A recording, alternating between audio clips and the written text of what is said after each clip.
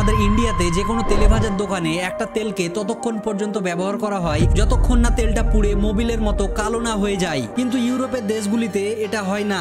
সেখানকার রেস্টুরেন্ট হোক অথবা ঘর, তারা তেলকে একবার ব্যবহার করেই ফেলে দেয়। কিন্তু এটার ফলে একটা প্রবলেম হচ্ছিল। তারা যখন এই ইউজ তেলগুলিকে নিজের বেসিনে ঢালা শুরু করে তখন তাদের বেসিনের ড্রেনেজ পাইপগুলো আস্তে আস্তে জ্যাম্প হতে শুরু করে অ্যান্ড তেল ব্যবহার করার পর তেল চিটচিটে বাসনগুলো পরিষ্কার করতে অনেক কষ্ট হচ্ছিল। তার সমাধান হিসেবে সেখানকার একটা মেয়ের মাথায় বুদ্ধি আসে। সে এমন একটা পাউডার আবিষ্কার করে যেটা যদি আপনি ইউজ করা তেলের মধ্যে অল্প পরিমাণ ছিটিয়ে দেন তাহলে সেই তেলটা কিছুক্ষণ পর জমে হার্ড একটা জেলির মতো ম্যাটেরিয়ালে রূপান্তরিত হবে এবং যেই জিনিসটা বাটারের মতন স্মুথলি বাসন থেকে উঠে আসে, যেটা তারা ডাস্টবিনেও ফেলতে পারে। আর এই সব জিনিসগুলো বাইরের দেশেই সম্ভব, কারণ আমাদের দেশের তেলে ভাজার দোকানের তেলগুলো তারা কোনোদিনই ফেলে দেয় না।